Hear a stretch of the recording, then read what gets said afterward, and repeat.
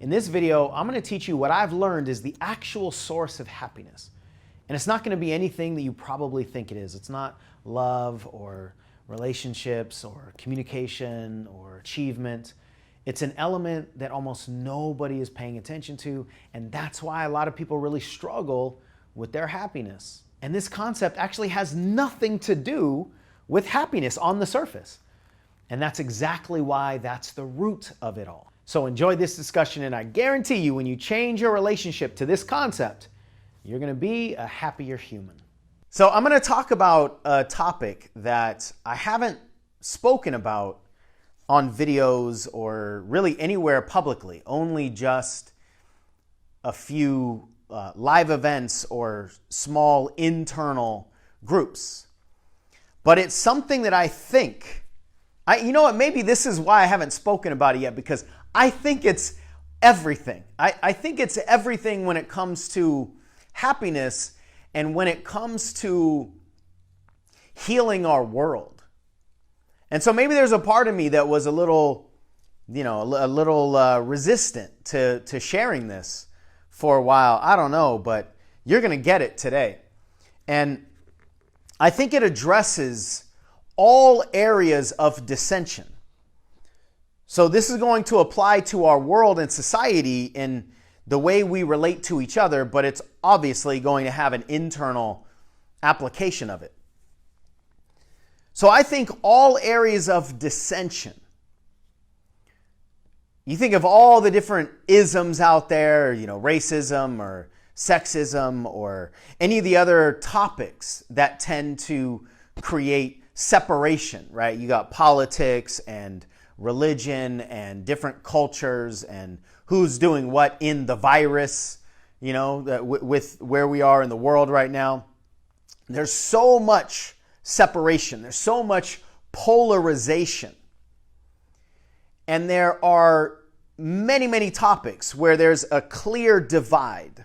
You're on one side of the fence, I'm on another side of the fence. You're a man, I'm a woman. You're old, I'm young. You're straight, I'm gay. You're married, I'm single. You're black, I'm white. You're a Democrat, I'm a Republican. You're an African, I'm an American. You're Asian, I'm European. Like, it doesn't matter.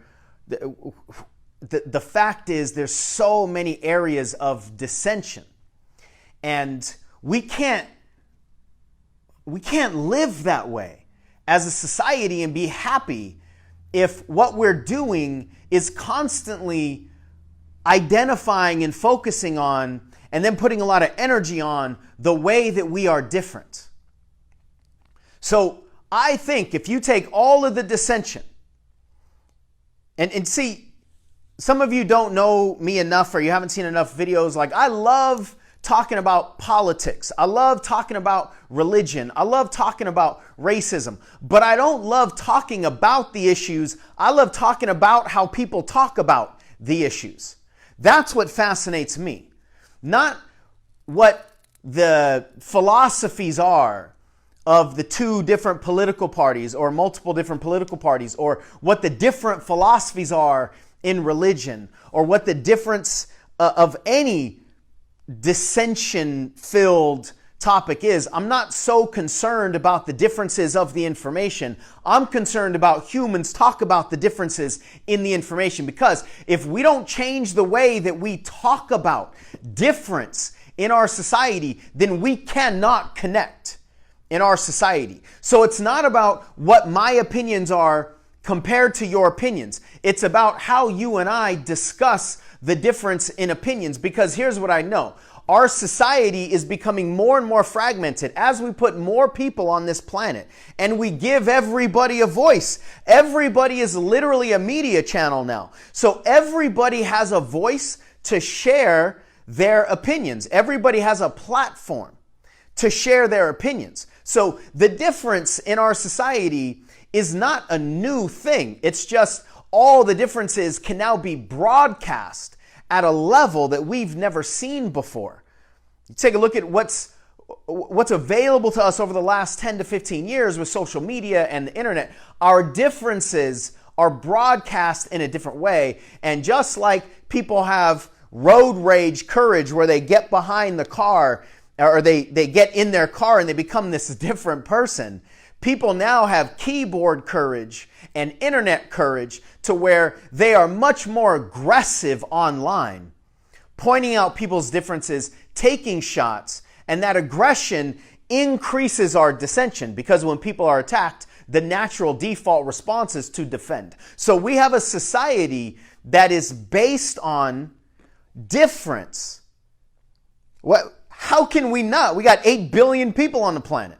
How can we not? How can we put 8 billion people in any number less than 8 billion buckets? How can we put 8 billion people in 2 buckets called men and women? How can we put 8 billion people in 2 buckets called gay and straight?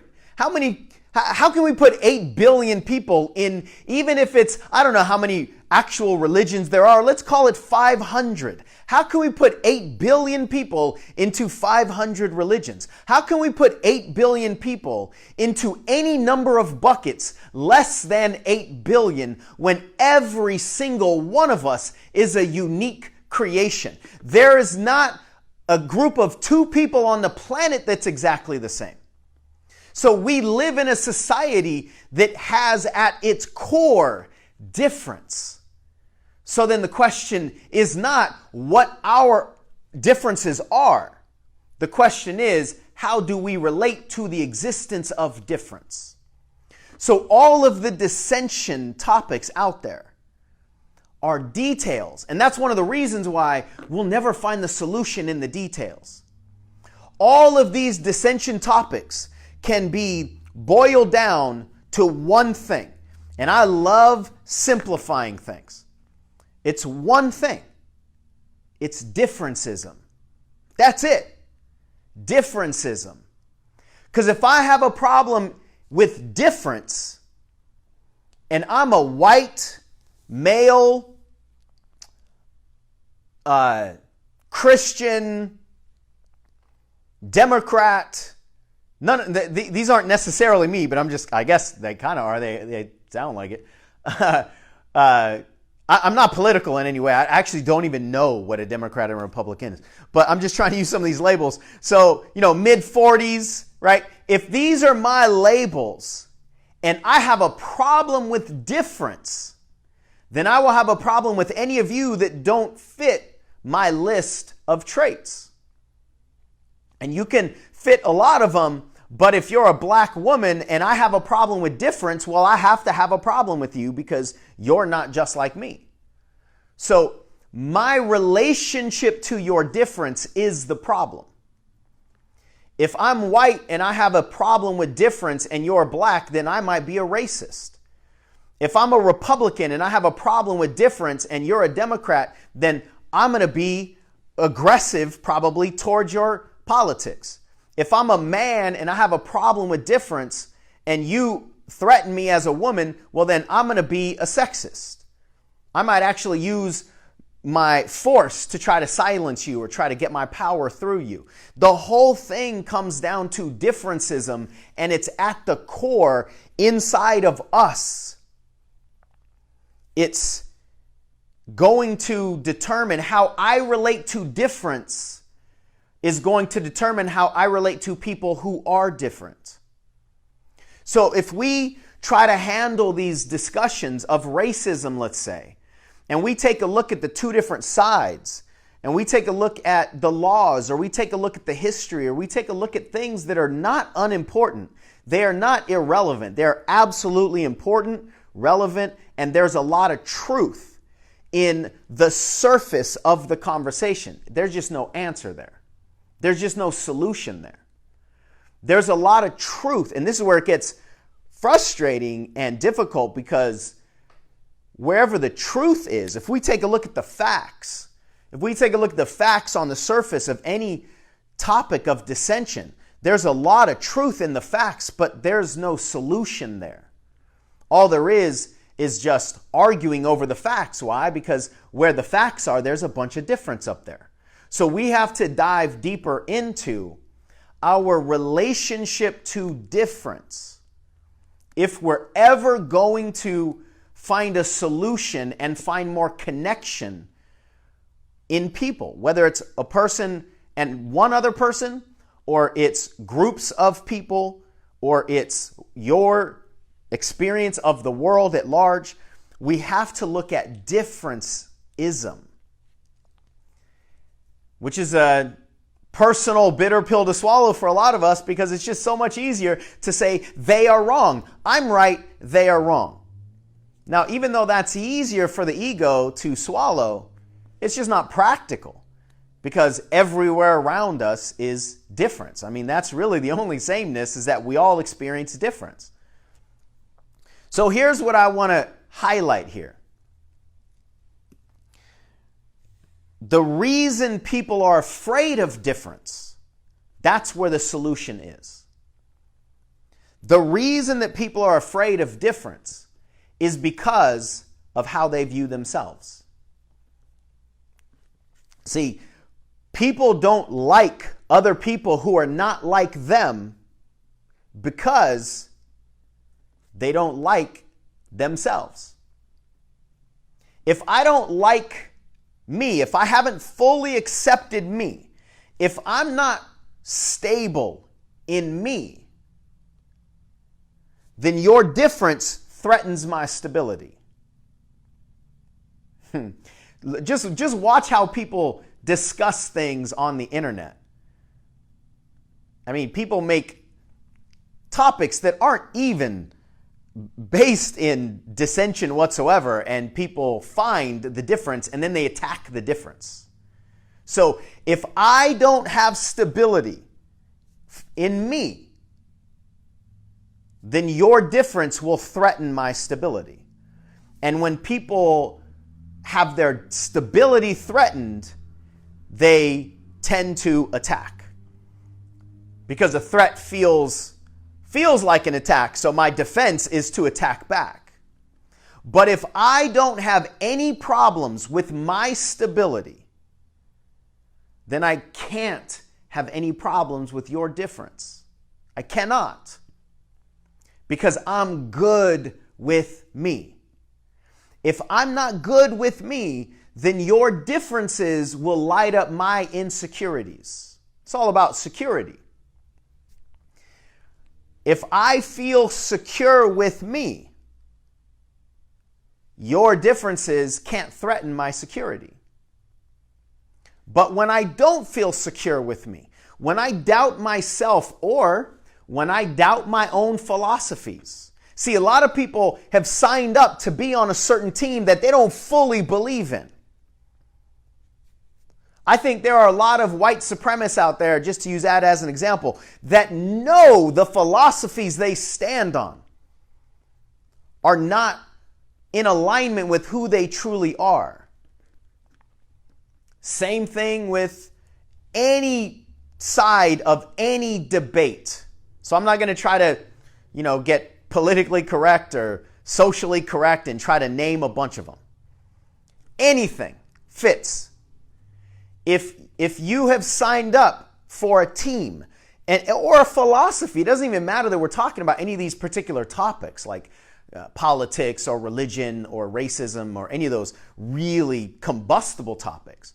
Even if you've signed up for a philosophy, like if you try to affirm that you are successful, but you're not secure in that, then you will be more susceptible to anything that threatens your security into what you just signed up for, right? So this shows up even in our intra-personal dialogue with ourselves.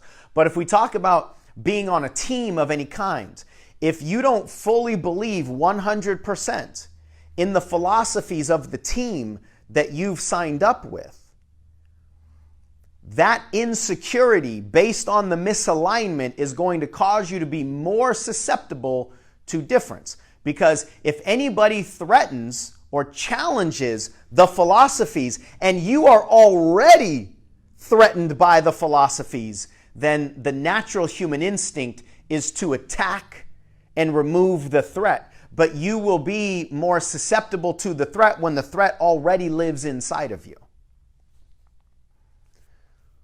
So the less security I have in me, the more dangerous your differences are. The more security I have in me, the less dangerous your differences are. So what we need to stop doing, let me give you a personal application and then we'll talk about society.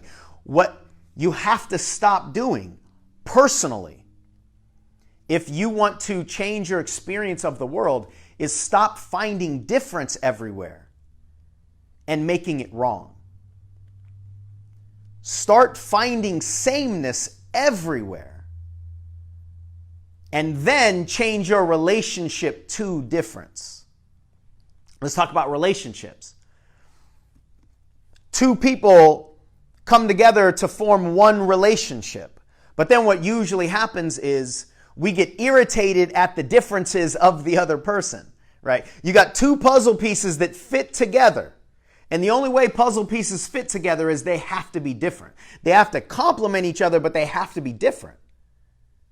So two puzzle pieces fit together. That's what creates the attraction in the first place. But then it's easy to get irritated at the differences of the puzzle piece that once upon a time was attractive.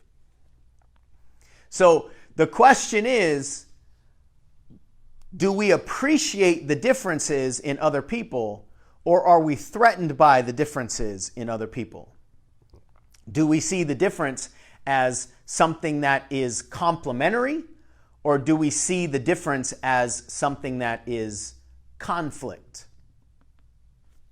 That's going to determine how you relate to anybody who's different.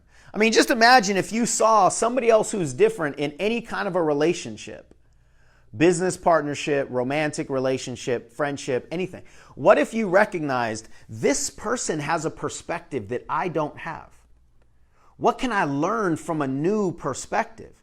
And the more security you have in your current perspective, the more value you'll find in other people's perspectives that could add on to the perspective that you're already secure in. But if you don't have security in your perspective, then anybody else's perspective could threaten a lot of the stories that you tell yourself, a lot of the philosophies you've bought into. And so then difference equals threat. So what if we saw all differences as complements? What if we saw all differences as collaborative experiences? What if we saw all difference, the concept of difference, with wonderment and curiosity? Wow, I'm a white man who grew up in the United States of America, and you're a black woman who grew up in an entirely different country, continent. What have you learned about this thing called life that's much bigger than all of us, especially the two of us? What have you learned from your viewpoint of the world that I could appreciate? And how can I share with you what I've learned in a way that you can appreciate? If we can come from that place of curiosity and wonder, with every perspective being a valid one because it's different and it's real to somebody, there's truth in all perspectives. Maybe not at the surface level. There might not be truth according to the way you want to live your life, but there's truth deeper down in all perspectives if we go deep enough. And a lot of times when we see people who are aggressively angry, the truth in that human deep, deep, deep down is that's a wounded soul that doesn't feel love. There's truth in there. The way it's manifested up at the surface in the patterns and the behaviors could be something reprehensible. And there's still truth in there if we go deep enough. So what if we were rooted in our own security, and therefore we wouldn't be threatened by the differences in others? I mean, that's really what it all comes to. But there's one piece here that's really important to understand in terms of the validity of our differencism. We have, as humans, something built into us that is afraid of difference at a primal level. Once upon a time, many, many, many generations ago, If we didn't have a tribe to belong to, we were vulnerable and our life was at stake. And in many areas of our society, that's either literally true or emotionally true. And I would say difference is what we are ridiculed for. I was looking for a different word. Difference is not celebrated in our society. So when we were young, we didn't get picked on for being like everybody else. We got picked on for not being like everybody else. So there is this tribal, primal desire that we all have to belong. And the way to belong is to be like other people. Because tribes tend to accept those that are like them. Why? Because the tribe doesn't want something different coming in and messing up the tribe either. So whatever kind of community we're talking about, whether it's a group of 2 or 3 kids in school or it's a group of millions of people that have a shared philosophy, tribes tend to accept people that are like itself, and people tend to accept people that are like themselves individually. So there's this primal fear that we have around being different, because being different means we run the risk of being dismissed. And being dismissed in certain scenarios could be death. So if we understand that we have this in our DNA, then we will be more compassionate with ourselves and maybe more compassionate with other people. And compassion is the way to connection, not confrontation over differences. Compassion is the way to connection. If I can see more of you that's like me in you, then I can see a lot more of our sameness, and then I cannot be threatened by any of the differences. So it's important to understand that there is a very real primal factor at play here. But what we can control based on our programming is ultimately going to be way more powerful than that primal factor. It's a seed down there, but most of what we're talking about can be changed, and it's all about our relationship to the idea of difference.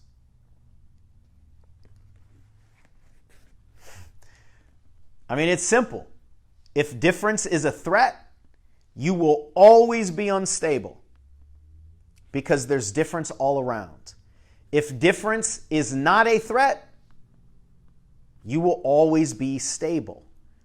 Now, most of us are not going to be at one or the other complete end of that spectrum. But if you want stability in your life, the answer to that is to become more secure in who you are. Not what you do, who you are. More secure in who you are. Don't find your value in what you do. Find your value in who you are and how you be. And we got to turn the mirror to ourselves. And the more that we approve of ourselves, the less we need approval from others. The more we love ourselves internally, the less we need external love. The more we value ourselves internally, the less we need external value. It shows up in the form of external validation. So all of this is self-pointing. That's the beautiful thing. But when the answer is simple, the intellect usually dismisses it. That's a whole nother video.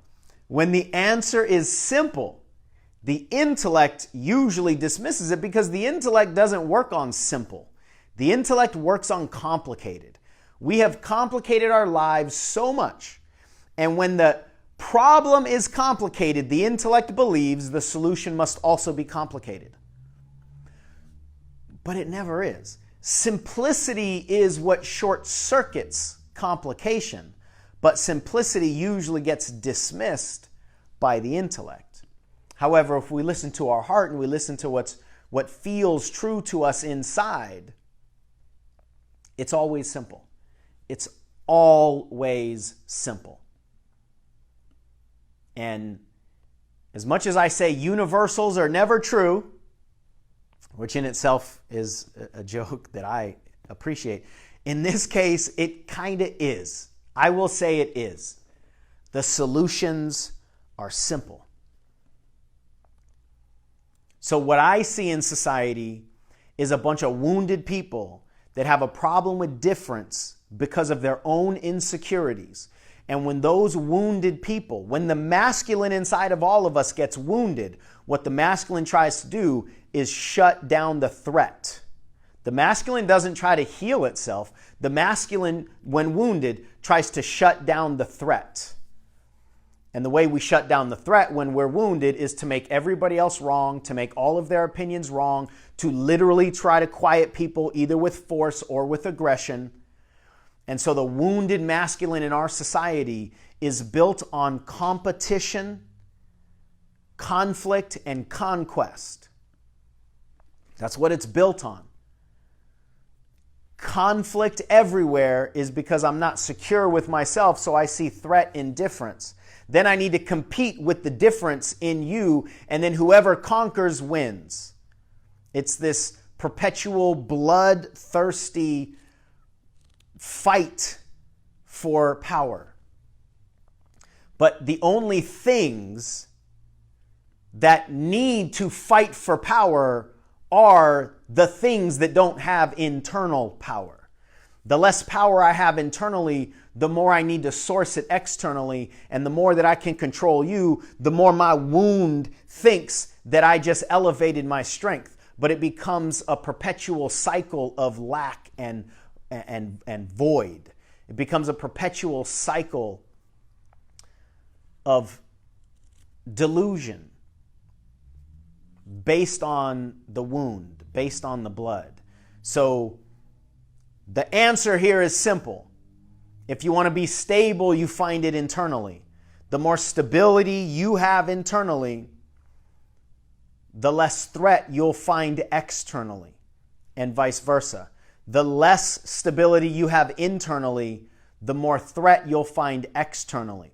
I want you to take a look at how people operate in society and how people especially operate online inside of these conversations of dissension, and you will find everything I just talked about everywhere. It'll be so apparent that it'll be sad. You'll see people that just attack each other and go, wow, that is a wounded little boy. That is a wounded little girl who is craving internal stability and approval, but because he or she hasn't found that yet, everybody else needs to be the problem. That's the challenge. Man, this is the real deep internal work if we want to change the way that we communicate with and the way that we interact with and experience the planet. Individuals, groups of people, and ourselves. If you have any questions about any of this, if you don't agree with any of it, awesome. I'm open to all forward-focused conversations.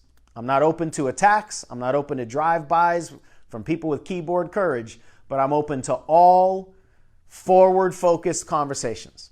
Now, if you like this video on happiness, take a look at that one on healing, where I talk about the only thing that can heal this planet. If we couldn't talk, we wouldn't understand separation, because it's our language that projects the separation. I wouldn't know